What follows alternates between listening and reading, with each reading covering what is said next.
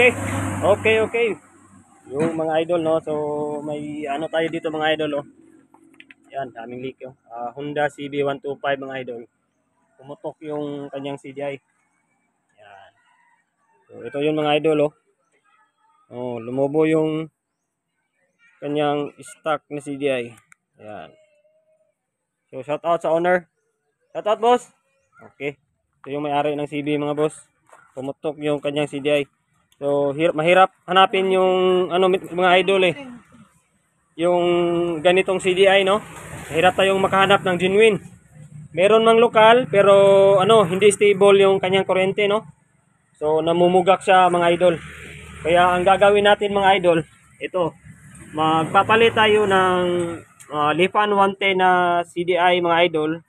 4 pins pa din mga idol. So ito siya mga idol, oh. Ayan. So genuine na CDI ito mga idol. Panglipan talaga to mga idol. Ayan. So gagawin na natin to mga idol. So dito natin siya itatap mga idol. Ayan, sa kanyang original na socket mga idol. So actually mga idol, nabalatan ko na ito mga idol para ano na tayo. Rekta na tayong magtatap mga idol. So videoan mo. Ayan. Ini lang. Ayan. Okay, so ayan mga idol, lakat mga idol kasi na-off niya mga idol. Ayan. So itatap lang natin to mga idol. So dito madaan mga idol yung green. Ayan. So dito yan sa kanyang positive mga idol, no, o ACC line. Dito natin siya itap sa red stripe black mga idol. Yan. Yan yung positive ng ating CB110 na motor. Ay 125 I mean. Tapos ito namang isa mga idol dito. Ayan. So dito natin siya itap sa green. So ito yung ground. So off mo na yung susi. Off mo susi. So off nyo muna ang susi mga idol. Baka magdikit yung mga wire. Kasi may live yung ating ACC line. Ayan. I-tap nyo lang yan mga idol. Okay, sa green tong isa. Okay. Tapos, ito namang orange. Orange sa kanya pinaka-CDI. Tap nyo dito sa kanyang trigger o pulser. Ayan, dito sa blue stripe yellow. Ayan lang mga idol. Kamay lang po sa. Ayan. Okay, sa tap natin yan. Tsaka na natin babalutan ano muna natin, tap lang muna natin. Tsaka itong ano, ignition coil, itong sky blue. Uy, ito nga. Wala pa rin. Yung sky blue dito sa black stripe yellow mga idol. Ayan. Okay, so ayan mga idol, oh. Ayan.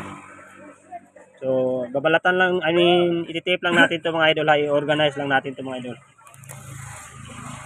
Okay, ayan mga idol, no. Yan na yung ating CDI mga idol. So, na-organize na natin siya mga idol, no. Yan. Yan. So, lipat tayo dito mga idol pag natapos niya yung CDI. So, dito sa pinakasakit mga idol, ayan. So, kung may nakikita kayong sakit dito mga idol, yung sakit na yan, yung may blue white, saka yung solid green. Ayan. So, pagbalik-tarin nyo lang yung dalawa mga idol, no, para maging stable po yung kuryente niya. Kasi kung hindi nyo babalik-tarin yan, namumugak siya mga idol, no. Andar siya pero pupugak. Yan. Okay, andar. So patakbuhin natin mga idol. Puno sa kalawang yung motor idol. Kasi pa. So, lang gasolina. Okay, tara. Okay, tara. Anda rin na mga idol. CDI na yan ng Lifan 110 mga idol. Okay, go. Clutch. Ayan na mga idol. Malalim yung clutch. May clutch.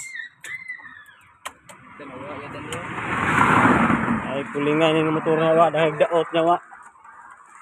Ay saan ang bugto ng gabi sa makakumot mo. Ni naik ano ni. Sira yung mga guma ba ako gianaw? Amo to guma. Yan. Huwag, kibul tayo, be. Kibul tayo. Kasi puto naman yung ni boss. Ano? Sira yung clutch holder niya mga idol. Nawala yung kanyang adjuster. Kanir, no? Be, kibul tayo dito, be. Ay, kaandarin muna natin.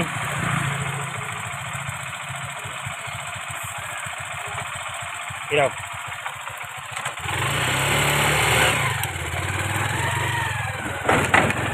Tawag, kursado ba?